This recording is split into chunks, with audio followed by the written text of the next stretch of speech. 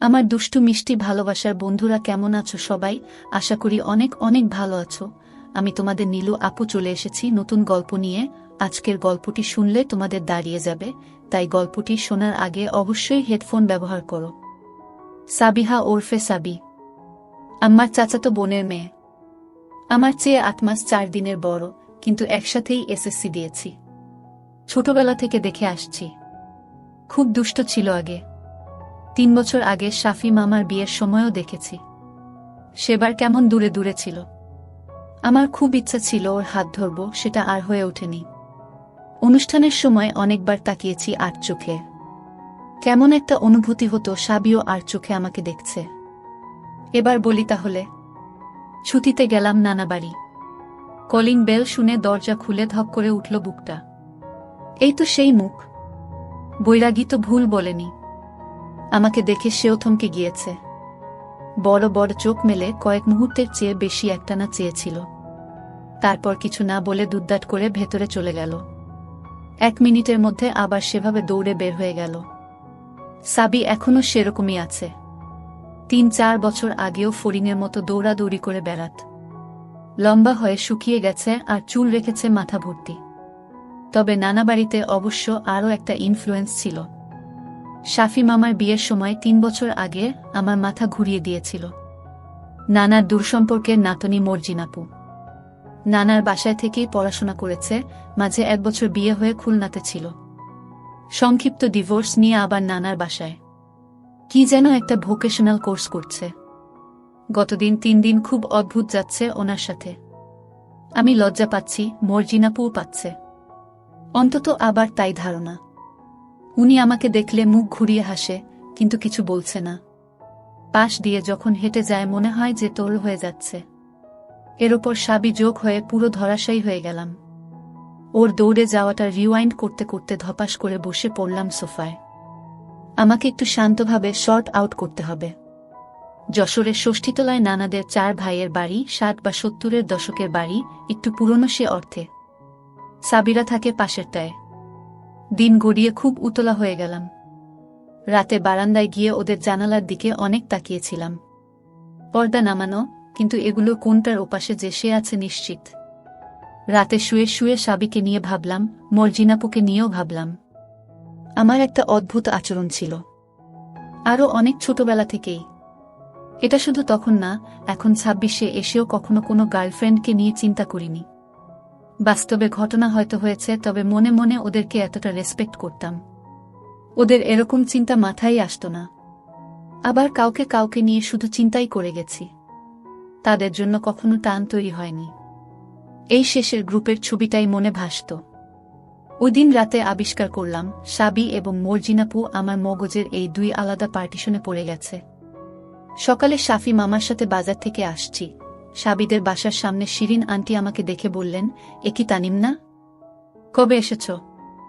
আমি কাচুমাচু করে বললাম, গত শুক্রবার এসেছি। বলো কি, একবারও তো দেখা করলে না, আর তুমি এসেছ কেউ তো বলেনি। শাফি মামা বললেন, তানিম তুই কি কারো সাথে দেখা করিসনি? শিরিন আন্টি সাবির মা, আমার সমবয়সী। উনি বললেনে দুপুরে ওনাদের ওখানে খেতে হবে। তার মানে সাবি আমাকে দেখেও বাসায় বলেনি। স্টেইনস, কে জানে, হয়তো এটাই স্বাভাবিক। দুপুরে মর্জিনাপুর সাথে সাবিদের বাসায় এলাম। ড্রয়িং রুমে সাবির নানা আর ওর ছোট মামার অসংখ্য ছবি। সাবির নানা 71-এ মারা গিয়েছেন।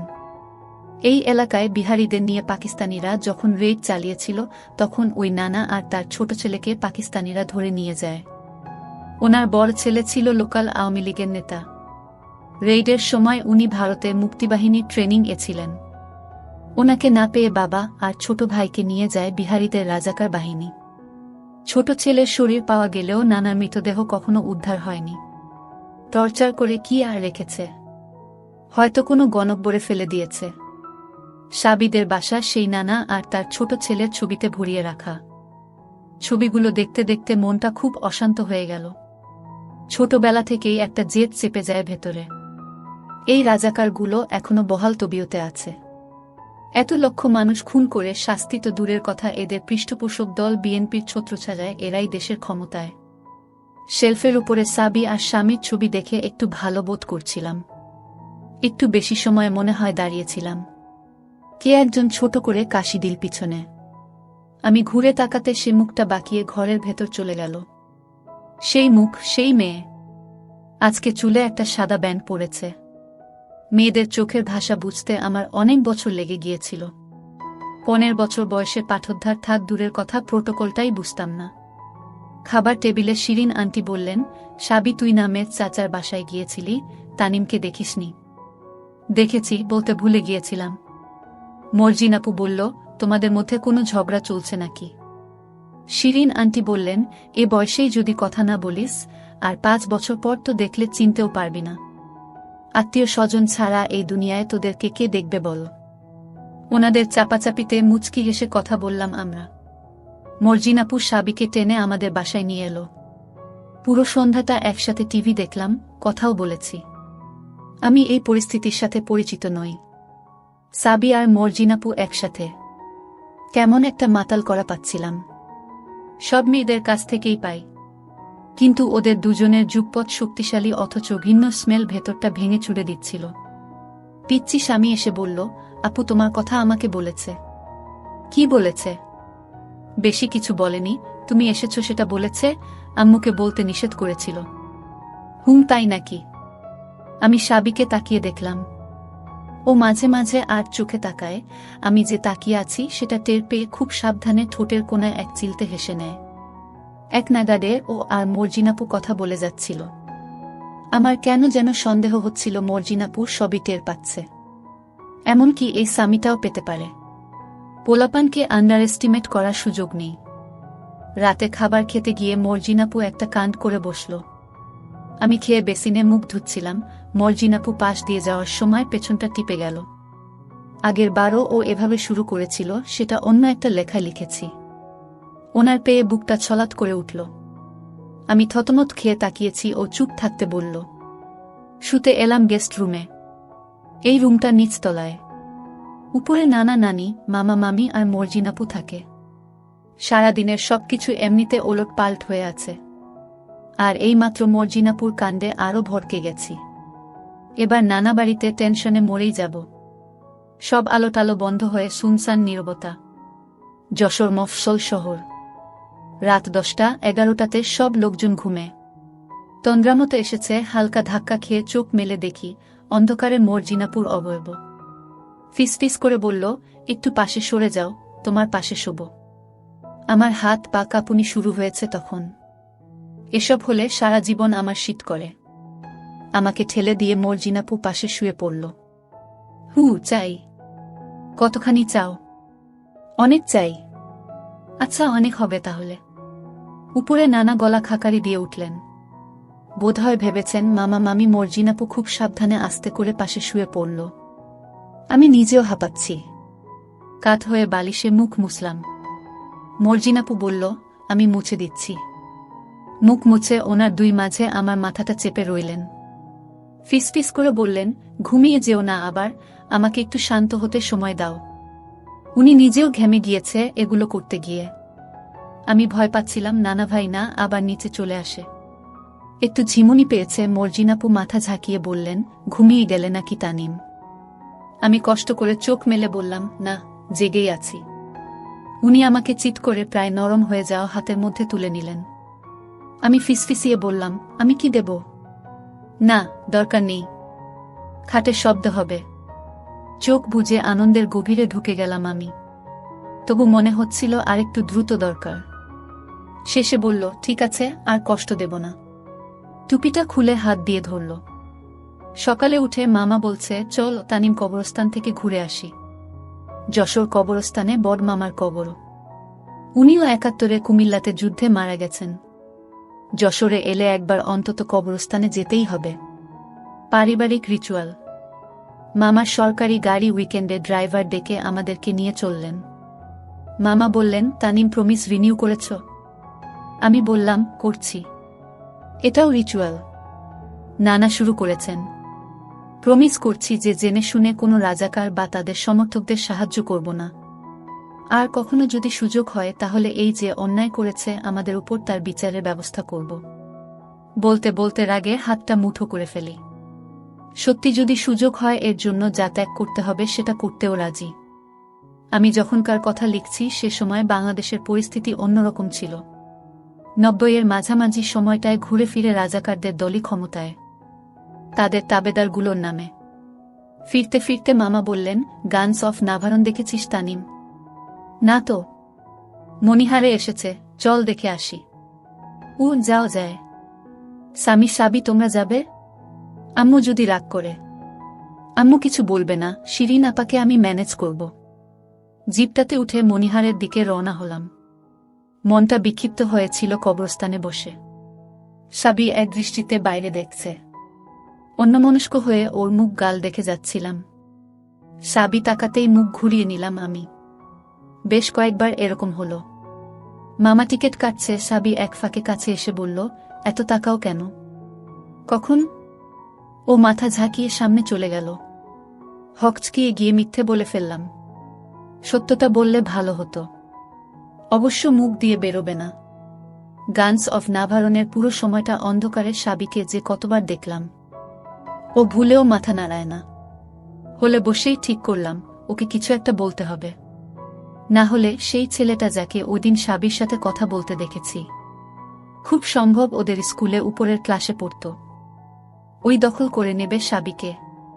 কে জানে, ওকে হয়তো রাজাকারের পোলা। সেটা হলে মোরাল ডিউটি সাবিকে উদ্ধার করা। অনেকবার আওড়ে নিলাম কি বলবো। গাড়িতে সবার কান এড়িয়ে বলাটা সহজ হবে না। ওঠা বা নামার সুযোগে বলতে হবে। সিঁড়িতে নামতে নামতে ভিড়ের মধ্যে বললাম, এই তুমি না জানতে চাও কেন তাকাই? কি? শুনতে পারছি না, জোরে বলো। তোমাকে ভালোবাসি। কি? ভালো মতো বলো, বুঝতে পারছি না। আমি আর কিছু বললাম না।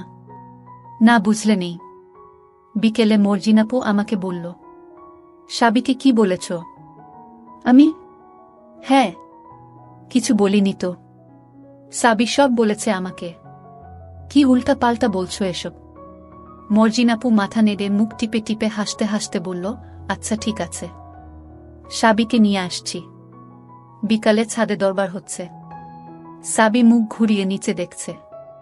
মর্জিনাপু বলল, তানিম সত্যি করে বলো কি বলেছ ওকে? যদি কিছু বলেও থাকি সেটা খারাপ কিছু বলিনি। ও তাই নাকি? হু, কি বলেছ শুনি। সেটা তখন বলেছি, আর বলবো না। মর্জিনাপু অনেক ঘষ্টালো, শেষমেশ কথাটা আর বলাতে না পেরে বলল, আচ্ছা ঠিক আছে তাহলে। আমি জানি তুমি কি বলেছ। এখন বলো এটা কি সত্যি? হ্যাঁ সত্যি, এজন্যই বলেছি। সাবি তোমার উত্তর কি? সাবি কোনো কথা না বলে ওদিকে মুখটা ঘুরিয়ে রেখেছে। মর্জিনাপু বলল, আমি 3 বার জিজ্ঞাসা করব, উত্তর না দিলে ধরে নেব তুমি রাজি। সাবি 3 বারেও মুখ ঘোরাল না। আচ্ছা তাহলে ধরে নিচ্ছি দুজনেই রাজি। এই বলে উনি সাবির একটা হাত জোর করে টেনে আমার হাতে দিলেন। আমি একদমই অপ্রস্তুত ছিলাম। ঠান্ডা আর নরম ওর ফর্সা হাতটা। মনে হলো ও নিজে থেকেই হাতটা খুলে রেখেছে। এখন তো অনেক বছর হয়ে গেছে, তবুও রেফারেন্স পয়েন্ট হিসেবে ওই দিনের ওই মুহূর্তগুলো মনে করি। সাবি ছাড়িয়ে নেয়ার কোনো চেষ্টাই করল না। মর্জিনাপু ওকে জোর করে ঘুরিয়ে দিল। ওর মুখে অদ্ভুত হাসি, খুব কষ্ট করে চেপে রেখেছে। বলল, কি কথা বলো তানিমের সাথে। কি বলবো? কি বলবো মানে বলার কিছু নেই? ওর চোখের দিকে তাকিয়েছিলাম। সেই বড় বড় চোখ। হয়তো এটাই সেই সাজের বৈরাগীর ভালোবাসা। ভুল বলেনি তাহলে। অনেক হাসাহাসি হলো। ছাদ থেকে পাশের পুকুরে ঢিল ছুড়লাম সন্ধ্যা পর্যন্ত। দুপুরে কলেজ থেকে এসে প্রতিদিন মর্জিনাপু গিয়ে সাবিকে নিয়ে আসে। স্বামী সহ ছোট ছোট কয়েকটা বাচ্চাও আসে। এর মধ্যে সাবির হাত ধরেছি অনেকবার। মাথাটা গরম হয়ে যায়। দুজনের ইন্টেন্স গ্র্যাভিটি পুলে থেতলে যাওয়ার মতো অবস্থা। নানা এসে বললেন, মনিরামপুর যাচ্ছি, তানিম যাবে নাকি? মনিরামপুর নানাদের আসল বাড়ি। নানা কয়েক সপ্তাহ পর পর যায়। এবার যাচ্ছে পুকুরের মাছ ধরে বিক্রি করতে। আমার যাওয়ার মন নেই। সাবিকে ছেড়ে দূরে যেতে মন চাইছে না। বললাম, না থাক, একা একা গিয়ে কি করব? শুনে নানি বলছে সাবি গেলে হবে। আমি হেসে বললাম, জানি না। আচ্ছা, সাবির মাকে বলছি, ওরও তো স্কুল নেই।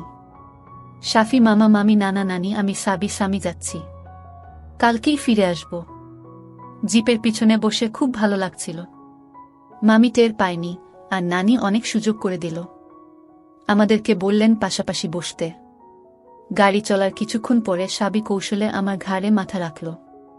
তার ওপর ও ঘাড়ে মাথা রেখেছে। শ্যাম্পু করা রেশমি চুলগুলো মুখে এসে লাগছে, জ্যান্ত অবস্থাতেই মরে যাব এমন। সামি বলল, নানু দেখো, সাবিনা তানিম ভাইয়ার কাঁধে মাথা রেখেছে। সাবি তো তড়াক করে মাথা তুলে ফেলল।